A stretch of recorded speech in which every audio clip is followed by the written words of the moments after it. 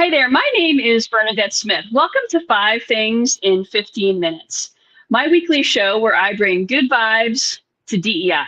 That is good vibes to diversity, equity, and inclusion with a little dash of corporate social responsibility.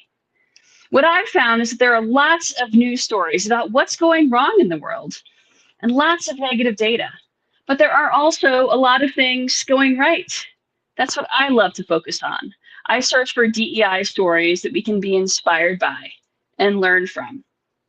My hope is to inspire you to experiment with some of these inclusive actions within your own organization to help you build a more inclusive world. In this week's episode, Toby Mildon, who is diversity and inclusion architect and founder of Mildon, and I will chat about same-sex marriage rights in Mexican states, Disney's costume expansion for children with disabilities, and much more. Hello, Toby. Welcome to the show. Hey, Bernadette. It's great to see you. Thanks for inviting me along. My pleasure. Would you like to properly introduce yourself? Tell our listeners a little bit about you. Yeah, so I'm a diversity and inclusion consultant. I work with heads of HR most of the time, helping them to put together their diversity and inclusion strategies, which are based on data and evidence. And then alongside that, I help them implement their plans and deliver training and things like that. Excellent. Excellent. I know I was on your podcast a while back, and one of the things that we talked about was accessibility and making sure that inclusion means everyone and that we don't forget about the A. Absolutely. Yeah. Before I got into diversity and inclusion, I worked for the BBC in user experience and design, and accessibility was a big part of my job to make sure that the BBC's website and apps were accessible so that everybody could consume BBC content. That's excellent. Do you have a couple of quick tips you want to give folks out there for being a little bit more accessible in their own organizations? Anything that they could implement right away? Yes, I think with accessibility, if you digital accessibility, so websites and apps and things like that, the first thing you have to do is you have to really understand what you're dealing with, first of all. So I think go out and get an audit completed with an expert who knows what they're doing, because technology evolves so quickly, and often you might start out with an accessible website, but they very quickly become broken when you update them or when you upgrade them. So you need to go out and just sense check that what you've got is accessible to begin with. That's great. When I was building my new website, that was definitely something we kept in mind. And I had an audit done. And the recommendation was to build in accessibility features in terms of like things like high contrast, alt text, all of that from the get go, as opposed to relying on some sort of third party app to figure it out for Yeah, you. yeah, yeah. I mean, there are various plugins. They they don't solve everybody's accessibility needs, and um, modern day browsers like Chrome and things like that are really good. They're pretty customizable, but you have to make sure that your website works with these browsers so that the end user can customize their experience and make it more accessible to them. But often it's just the stuff like making sure that your website is structured properly, so that when people go through the various headings, that it works in the right order, that your images are labeled correctly, so that somebody who's, say, blind or visually impaired uh, really understands what pictures you've got on your website. Excellent. That's great. I know that's something we've been really making sure is part of our social media as well, as including image descriptions in every post. Yeah. So before I get to the good vibes today, I just wanted to quickly ask you, I know we do similar work. Can you tell me what are some of the things that you're seeing with your clients that are inspiring you and keeping you excited? Yeah, I mean, I'm based in the UK, and so I think I've got this UK bias. Let's say a lot of my organisations that I work with are based over here in the UK, and this year has got busier for us. And I think it's a combination of sort of getting over the worst of the pandemic or the lockdowns that we were having, and I think companies are trying to get back to some sense of normality. Um, and but the diversity and inclusion agenda is increasing significantly within businesses. I think there's been a few things that have kind of really led that in the UK. So the gender pay gap legislation in the UK has been a real catalyst for organisations. The government Hmm. are talking about ethnicity pay gap reporting. Um, we've certainly seen movements like the Black Lives Matter movement, Me Too, have helped senior leaders think about how they become anti-racist organizations, for example, and put plans in place to make sure that they create the right inclusive culture for everybody. So there's a number of things that I think have really helped move diversity and inclusion up the priority list of organizations. Excellent. I'm really glad to hear that. All right, so let's get to today's good vibes, Toby. So the first story from this week is about LinkedIn. So this right now is National Disability Employment a month here in the U.S. And LinkedIn has some new features for accessibility. So we talked a little bit about accessibility earlier, but some of these new features include auto closed captioning and uploaded videos, which is really great.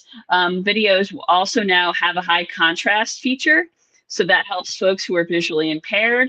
And they have also added in some standardized job titles like accessibility officer, chief accessibility engineer, things like that. So folks who have that type of work experience can actually add that to their LinkedIn profile and perhaps get more leads in their job search. Pretty great stuff. Yeah, that's really good. And platforms like LinkedIn and other social media platforms like Twitter and Facebook and Instagram, that they play a really important role in trying to make accessibility as easy as possible for people, because I think your kind of average end user doesn't think about adding alt text to an image, for example. But if these platforms can help make that easier for the end user by adding in suggested descriptions or um, educating people on why it's important to add alt text or subtitles to videos or things like that, then that's a great thing for accessibility. Absolutely. I love that story. LinkedIn has been really doing a lot of super progressive things lately. And I think they've always been a leader, but in terms of accessibility and inclusion, they've really done a lot within their product itself. All right. The next story comes from Textio, which is a software that has been used in the past to identify gendered language in job descriptions. So terms like aggressive, which is a more masculine term, Mm, things like that. And empathetic or empathy is considered a more feminine term, for example. So it yeah, tends to Textio flags that type of language in job descriptions.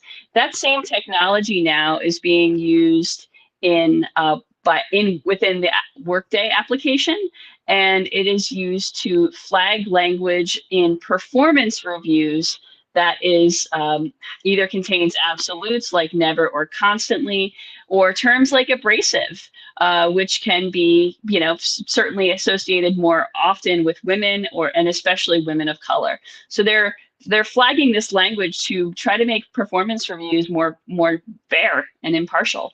yeah, brilliant. I mean, I'm a self-confessed geek. I used to work in technology for the BBC and Accenture and healthcare technology before I got into diversity and inclusion.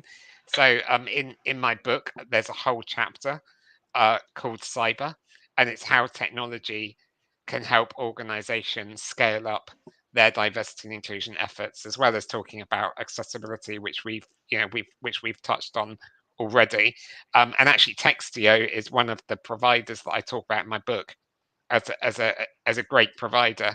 And I'm really pleased to hear that their software is being used beyond recruitment.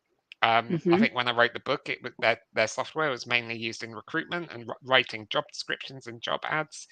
And I know that having talked to other people that it's those kind of everyday writings. So when we write things like for people's 360-degree feedback or appraisals and things like that, that's where bias can occur as well. So any technology that can help interrupt those patterns of bias, the better for me. Absolutely, because this bias becomes a barrier for women and BIPOC folks in particular from getting promoted. And it becomes the reason why the people in leadership roles in organizations around the world are largely pretty homogeneous. Yeah, So and super if some important. and sorry to interrupt. I mean, if somebody is described in their appraisal as being aggressive, for example, um, then that that could damage their confidence, um, and yeah, they might end up just checking out or leaving the organization altogether. Absolutely. Absolutely. All right. Next story is from Mexico. So Mexico is a country that has had same-sex marriage rights in various states over the past 7 8 years or so, various patchwork of states, and now the entire country has same-sex marriage rights. So pretty big deal. I've done a lot of work in Mexico in the past, and I have a lot. We have people down there who teach our LGBTQ inclusive wedding training in Spanish to folks in Mexico and throughout Latin America. So they are definitely celebrating, and I absolutely am thrilled for these folks. Yeah, brilliant. I'm sure they're going to do it in very carnival style as well. I mean, as a gay man myself, I'm really pleased to hear that there's marriage equality going on in Mexico. So big thumbs up to them. Yeah, so now I think most, if not all, of North America, a lot of countries in Europe, and several in South America as well. So I think we're maybe at 34 or so countries out Yeah, of 179. yeah, We'll take the victories. yeah, Sometimes the good news here is better late than never. When yeah. we'll take those victories. Okay, the next story is about the holiday Diwali, which is celebrated in many South Asian countries and by many South Asian folks, and is now an official public school holiday in the city of New York. Pretty big deal. I mean, this is a holiday celebrated by more than a billion people around the world and by about 200,000 New Yorkers. That's fantastic. I mean, here in the UK, we're a very multicultural society. People uh, honoring or celebrating different religious faiths and beliefs, whether that's marking Diwali or whether it's um, acknowledging Ramadan or Christmas. And I think it's really important that uh, employers think about all the people who are celebrating different religious festivities and how they can be more inclusive, and maybe how their kind of systems and policies might support, say, different cultures. So I worked with a client recently, and they just had this light bulb moment where they realized that they closed the office over Christmas. It was like a forced closure. But they had some staff who are Muslim, for example, celebrating, and they would celebrate Ramadan, and they realized, hang on a minute, these people might actually want to work over Christmas and take some time off over Ramadan instead. So they introduced more flexibility in their Christmas holiday um, policy. I love that. That makes a lot of sense, right? We Yep. can't assume.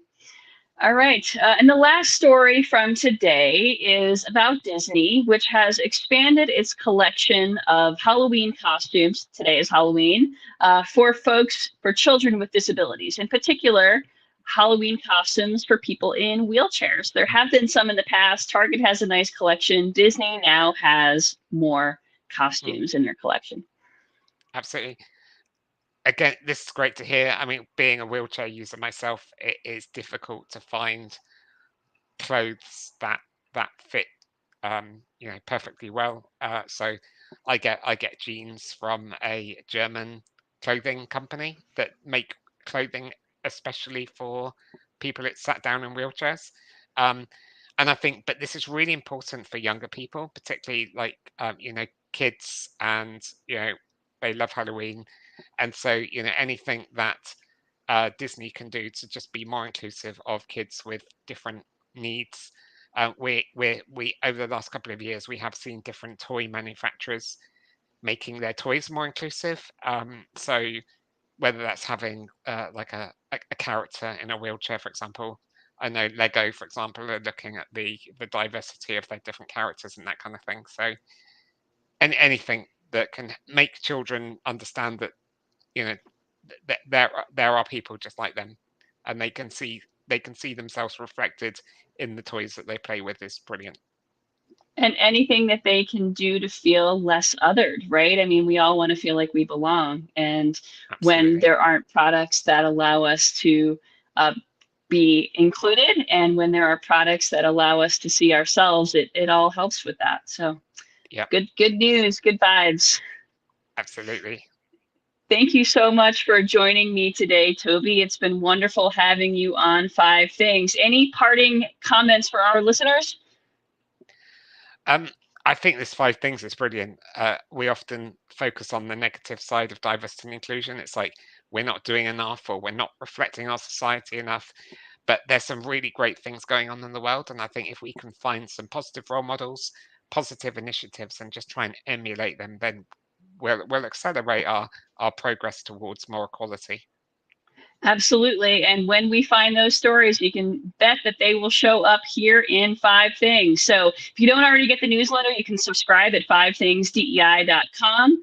It comes out on Saturday mornings. And then the following week, I'll be joined by a special guest to talk about these five things in just 15 minutes. Thank you, Toby. Take care. Have a great rest of your week, everyone.